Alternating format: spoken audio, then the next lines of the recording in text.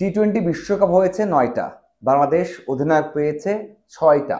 ৭ ও ৯ সালে মোহাম্মদ আশরাফুল, ১২ এবং ১৪ সালে মুশফিকুর রহিম, ১০ এবং ২২ সালে সাকিব আল হাসান। এই তিনজনে ২টা করে বিশ্বকাপে অধিনায়ক ছিলেন। বাকি মাশরাফি, শান্ত এবং মাহমুদুল্লাহ একটা করে বিশ্বকাপে অধিনায়কত্ব করেছেন।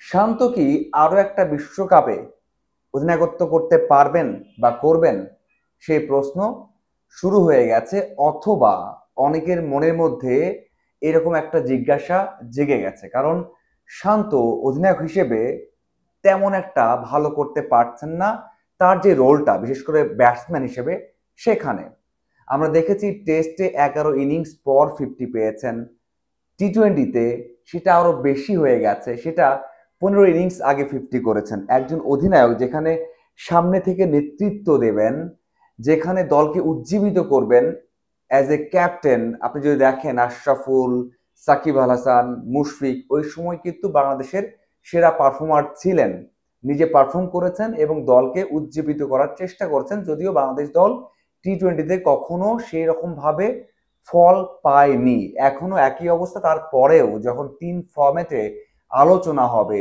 যখন এমন একটা যুগে আমরা বসবাস করছি, যখন ফলটা বা দৃশ্যমান রেজাল্টটা খুব ইম্পর্টেন্ট, তখন কিন্তু এই যে পারফর্ম না করা এটা আলোচনায় আসবেই।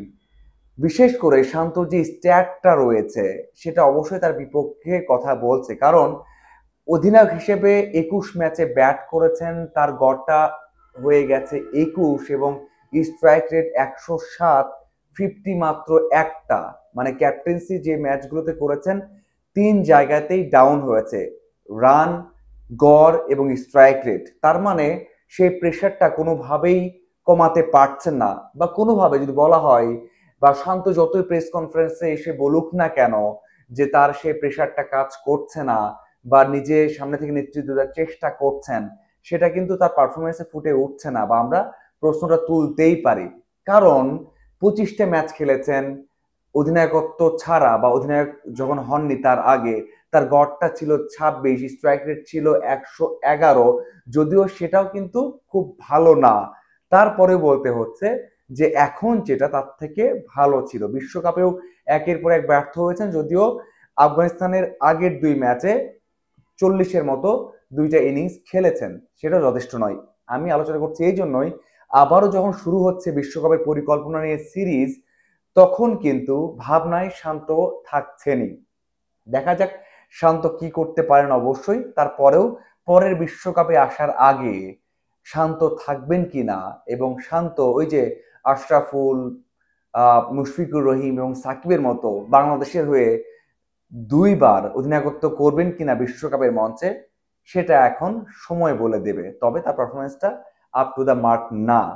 এখন আসা যাক ভারতের বিপক্ষে প্রথম টি-20-র আগে বা টি-20 সিরিজের আগে আরো একটা নাম আলোচনা, সেটা মাহমুদুল্লাহ রিয়াদ। আমি এর আগে 2টা ভিডিও করেছি, অনেকে বলেছেন যে তাকে দরকার এবং তাকে নিয়ে আলোচনা করাটা মানে খুব একটা যৌক্তিক না। আমি যুক্তি এর আগেও দিয়েছি, এখনো দিচ্ছি। এই সিরিজের আগে মাহমুদুল্লাহকে নিয়ে আলোচনা হচ্ছে, আমি ইন্টারভিউ করেছি, সেখানেও সাবেকরা বলেছেন যে মাহমুদুল্লাহ রিয়াদ হয়তো বা এই সিরিজের কোনো এক সময় অবসর ঘোষণা করে দিলেও দিতে পারেন। তার মানে শুধু আমি নয়, সবাই বলছেন। কারণ ওই যে 26 ওয়ার্ল্ড কাপটা পরিকল্পনাতে আছে, মাহমুদুল্লাহ সবশেষ যেই ওয়ার্ল্ড কাপটা খেলেছেন 93 রান করেছেন, স্ট্রাইক রেটটাও 95-এর মতো, এবং সবশেষ যে ম্যাচটা খেলেছেন সেই ম্যাচটাও কিন্তু বাংলাদেশটা হেরে গেছে, এবং প্রশ্নবিদ্ধ ব্যাটিং করেছিলেন মাহমুদুল্লাহ রিয়াদ। এই 2জন কিন্তু আলোচনায় থাকছেন, এবং সবার চোখ নিশ্চিতভাবেই এই 2জনের উপরই থাকবে। কারণ অন্য যারা আছেন তারা কোনোভাবে পারফর্ম করেছেন বা নতুন, তারা সেট আপে আছেন, নেক্সট ওয়ার্ল্ড কাপ খেলবেন বা তারপরের ওয়ার্ল্ড কাপটাও খেলতে পারেন। এই জন্যই তাদেরকে এক্সপিরিয়েন্স অথবা পারফরমেন্সের জন্য আলোচনায় খুব একটা থাকবেন না, বা সবার চোখে চোখে থাকবেন না। এখন আসা যাক বাংলাদেশ একাদশটা কেমন হতে পারে। 2জন থাকছেন না নিশ্চিতভাবে, সেটা সাকিব আল হাসান এবং সৌম্য সরকার, এবং সবশেষ ম্যাচে মাহাদিও কিন্তু স্কোয়াডে ছিলেন না। তবে একে একে যদি আমরা বলি কেমন হতে পারে, সেখানে লিটন দাস, তার সাথে জুনিয়র তামিম সুযোগ অবশ্যই পাবেন, কারণ ইমনকে একটু আলাদা রাখতে হচ্ছে। পরের 2 ম্যাচে ভালো, যদি এই ম্যাচে ভালো করতে না পারেন জুনিয়র তামিম, তাহলে সেই জায়গাতে খেলবেন। সেই ক্ষেত্রে লিটন দাস, জুনিয়র তামিম, শান্ত, হৃদয়। এখানে একটা আলোচনা হচ্ছে যে মেহেদী হাসান মিরাজ নাকি জাকের।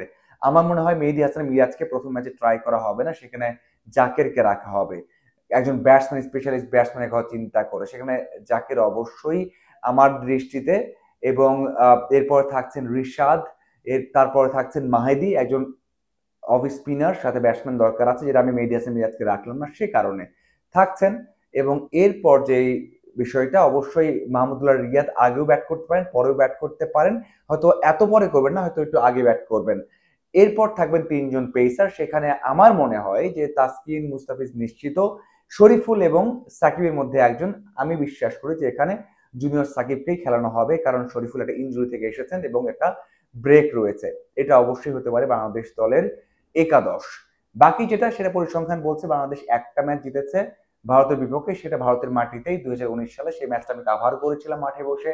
সেখানে নাইম এবং বিপ্লব দুর্দান্ত পারফর্ম করেছিলেন, যারা এখন দলে নেই, তারা হয়তো বা পরবর্তীতে আসতে পারেন। তারপরে বলবো যে দলটা ভারত খেলছে সেটা স্ট্রং টিম, বিশ্বকাপের বেশ কয়েকজন রয়েছেন, যদিও রোহিত শর্মা এবং বিরাট কোহলি নেই, তারপরেও এই টিমটা ভারতের বিশ্বকাপ জয়ী দলের অনেকেই রয়েছেন এবং এখান থেকে সামনের বিশ্বকাপে অনেকেই খেলবেন। সেদিক থেকে বাংলাদেশের একটা নতুন একটা মিশন শুরু হচ্ছে, বিশ্বকাপ মাথায় রেখে, শান্ত এবং রিয়াদের পারফরমেন্স মাথায় রেখে, এবং বলতেই হচ্ছে বাংলাদেশকে নতুন একটা টি-20 ফরম্যাট, নতুন একটা দল দাঁড় করাতে হবে।